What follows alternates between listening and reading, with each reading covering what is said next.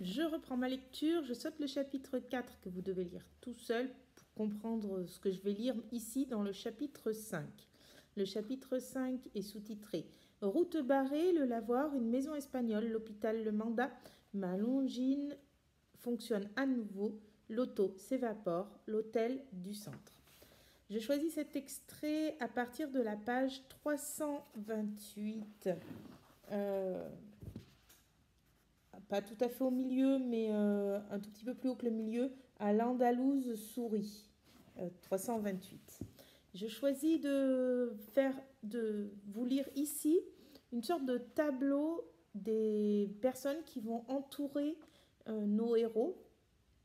On a vu beaucoup la police et l'armée ces dernières pages, qui sont tout à fait inhospitalières, qui ont reçu des ordres qui allaient dans le sens d'un refus de l'hospitalité, avec des incarcérations dans les camps de force, des arrestations de force, les réquisitions de tous les véhicules espagnols pour empêcher l'immigration espagnole.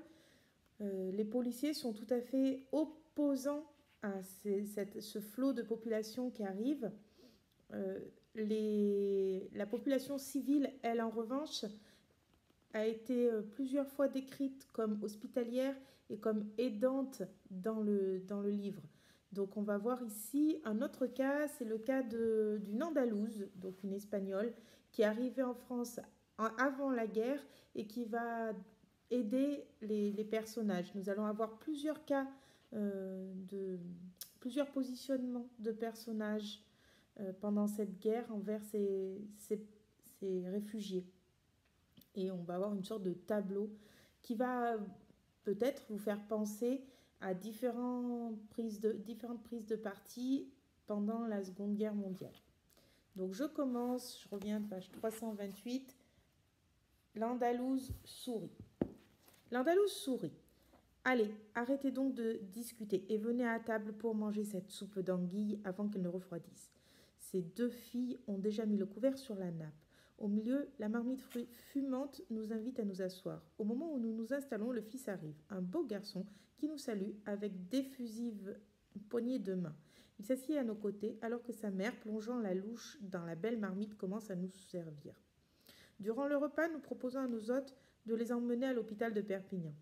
Nous avons un quart 3 fois par semaine, nous dit l'Andalouse, mais puisque vous nous y invitez aujourd'hui, nous nous offrirons le luxe de nous promener en auto comme des dames.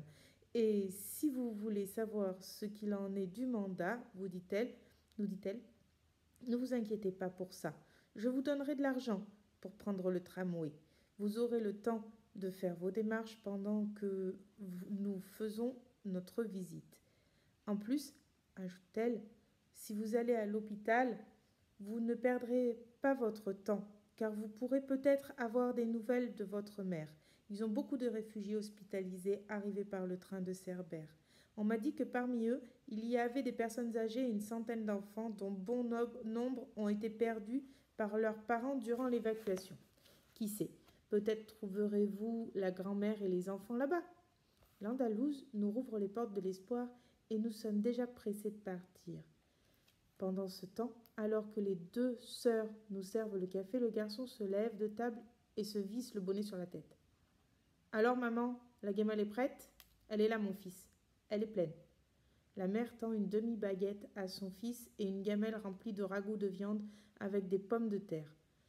Le jeune homme les prend, nous salue rapidement et file précipitamment sans prendre son café. Il a peu de temps, nous dit discrètement l'Andalouse.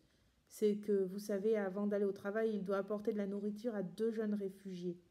Nous les avons cachés par là, dans une petite maison perdue dans la campagne. Quelle femme bienveillante! Quelle sympathique famille de paysans! Comme celle qui, hier, nous avait offert un repas à Perpignan.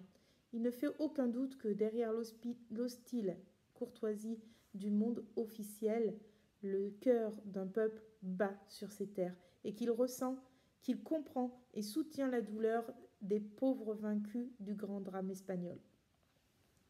Alors, petite pause ici, La dame est une compatriote pour le narrateur et sa femme, puisqu'il s'agit d'une Andalouse, mais on voit qu'elle leur offre plusieurs choses.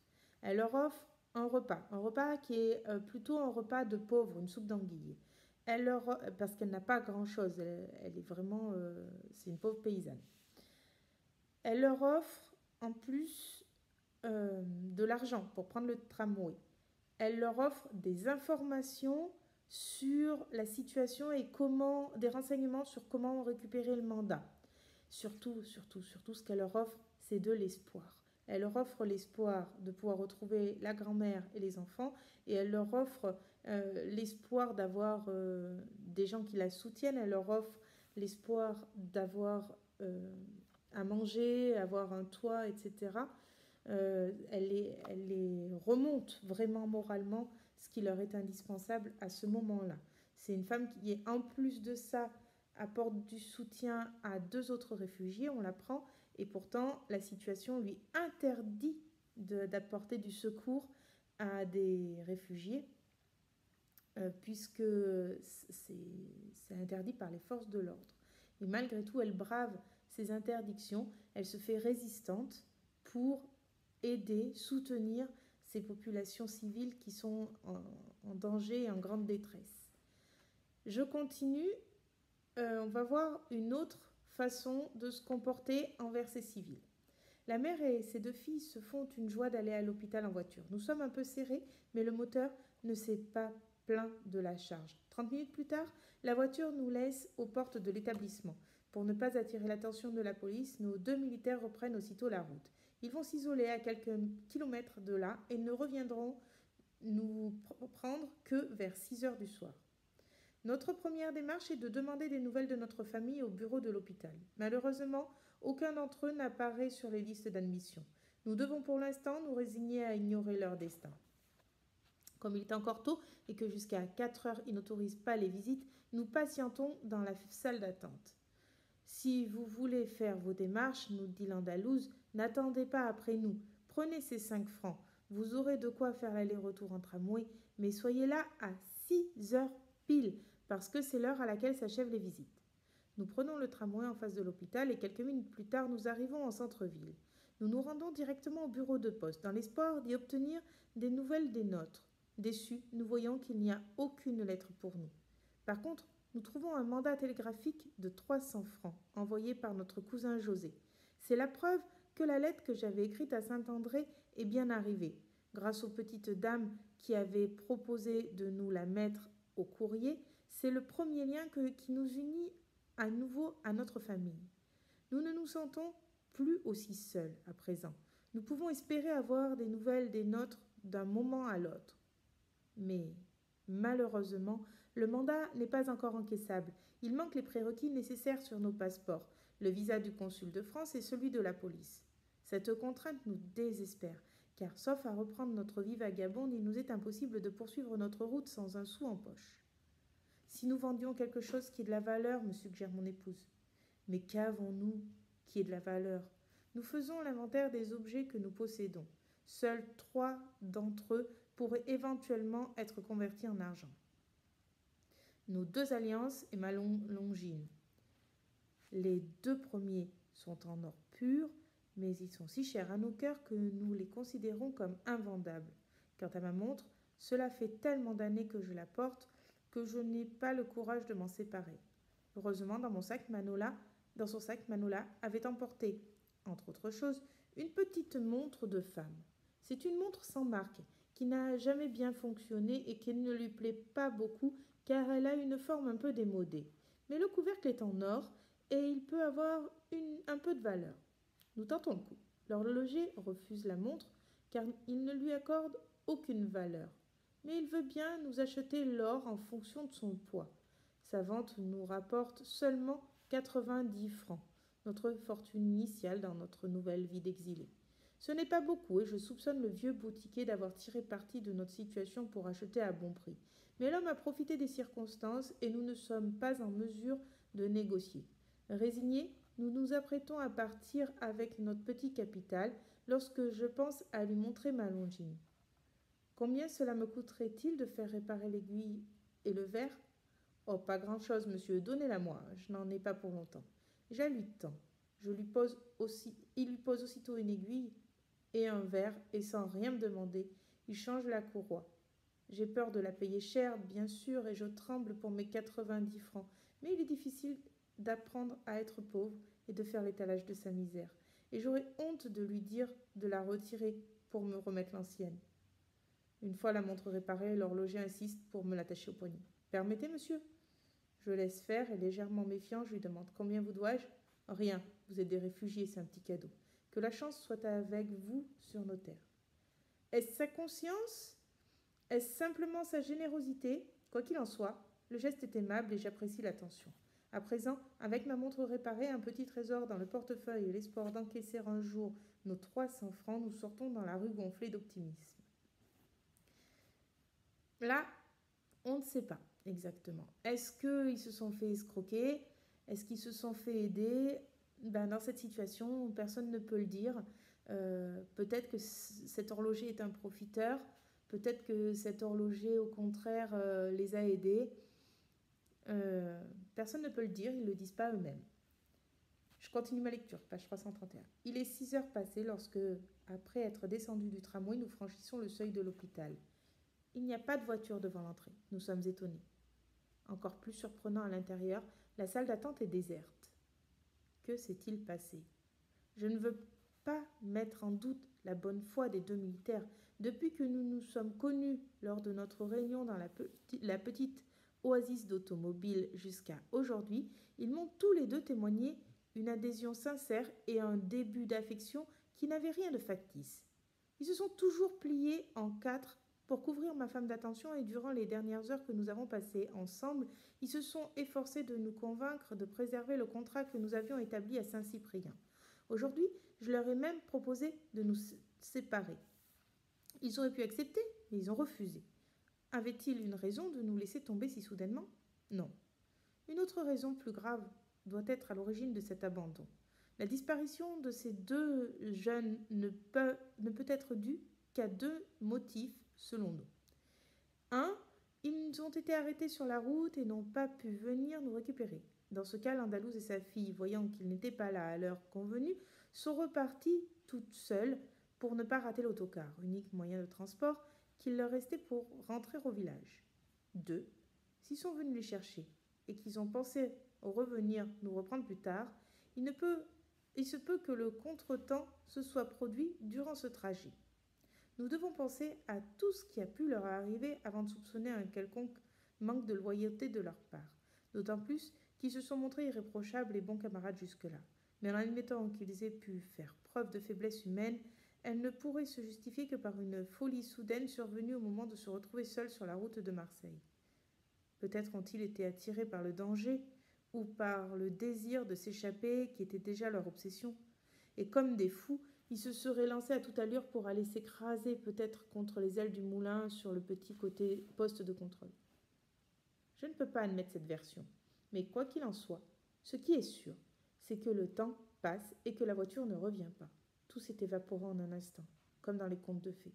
La voiture de ministre, le secrétaire, le chauffeur, et une fois de plus, ma compagne et moi, nous nous retrouvons tous les deux seuls face au destin, transformés en misérables vagabonds. Sauf que cette fois, nous n'avons même plus les pauvres baluchons qui contenaient notre modeste linge puisqu'ils se sont également évaporés dans la voiture. Il fait déjà nuit. Tremblant de froid sur le trottoir désert, nous patientons encore. Quelle heure est-il? Me demande Manola, qui ne peut plus cacher sa fatigue. Je regarde les aiguilles de ma montre à la lumière d'un lampadaire. 9h30 passées. Ces jeunes ne viendront plus. Et maintenant, que faisons-nous? Repartons à Perpignan. Mais où allons-nous dormir cette nuit? Le hasard nous le dira. Et voyant qu'elle me regarde d'un air profondément découragé, je ne peux que lui dire en la prenant doucement par le bras. Ne t'inquiète pas, Manola, regarde ma montre. Elle fonctionne à nouveau. L'heure sans aiguille de la défaite s'est effacée. Il doit en être de même dans nos vies. Allez, montons dans le tramway qui arrive et reprenons en main notre destin. Donc là, encore un personnage, des personnages au comportement obscur. On ne sait pas si ils ont été arrêtés, s'ils ont eu un contretemps, s'ils ont été contraints à changer de direction. On n'a aucun doute sur leur loyauté, mais pourtant, de fait est, ils ne sont pas là. Et la misère s'accroît un peu plus, puisque là, ils n'ont même plus leurs pauvres baluchons, leurs bagages, leur nourriture, ils n'ont vraiment plus rien, à part ces 90 francs en poche. Cheminant sans but à la dérive, nous arrivons aux portes d'un modeste hôtel, l'hôtel du centre, dont l'enseigne qui projette sa lumière sur le trottoir semble nous inviter à entrer. Nous entrons. Nous entrons, dis-je à Manola. Ce n'est pas trop cher, répond-elle indécise. Et alors, pour une nuit, on verra bien demain. Nous hésitons un peu, mais nous finissons par franchir la porte. Les propriétaires de l'hôtel, un jeune couple originaire de là et qui parle parfaitement le catalan, nous reçoivent aimablement. Malheureusement, ils ne peuvent pas nous donner de chambre car l'hôtel est complet. Et ce sera dur pour vous d'en trouver, nous dit la femme. Avec tous ces réfugiés, il ne reste plus une chambre de libre dans tout Perpignan. Mais en nous voyant totalement abattus, elle nous regarde d'un air préoccupé. Vous devez être fatigué, n'est-ce pas? Ça se voit sur vos visages. Jugez vous-même, nous avons franchi le Perthus à pied, 16 nuits sans dormir dans un lit. Ils nous regardent surpris. Ils ne comprennent pas. Ils ne peuvent pas non plus réaliser, sans avoir connu une guerre civile, ce qu'a été cette fuite épouvantable d'un demi-million de vaincus. Comme nous voyions que notre aventure les interpelle, nous leur racontons rapidement les principaux faits de notre dramatique odyssée. Pauvres gens, s'exclame l'épouse en se retournant vers son mari. N'y a-t-il pas moyen de leur trouver un endroit où dormir pour cette nuit? Le mari réfléchit quelques instants, puis s'adresse à nous. Si ça vous est égal, nous pourrions vous installer un matelas sur le sol dans une petite laverie qui se trouve au 3e étage de l'hôtel. Et comment que ça nous est égal? C'est tellement inespéré que nous acceptons la proposition sans la moindre hésitation. Bien, pendant qu'il prépare votre lit, venez avec moi à la salle à manger. Nous vous donnerons de quoi souper. Nous suivons l'aubergiste jusqu'au restaurant.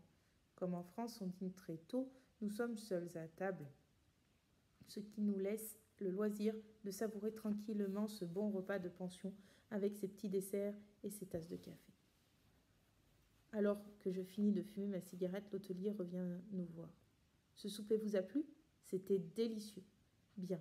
Dès que vous le souhaiterez, je vous conduirai à votre chambre. Nous sommes si fatigués que nous lui emboîtons le pas. Dans la laverie, entre l'évier et les paniers de linge, il nous a installé un matelas. En voyant ses draps propres et ses confortables oreillers, nous nous sentons envahis par une profonde émotion. Une émotion douce et lointaine après les innombrables kilomètres parcourus durant cet interminable voyage. Nous pensions ne plus jamais revivre. Nous ne nous étions plus déshabillés pour coucher dans un lit depuis notre dernière nuit à Gérone.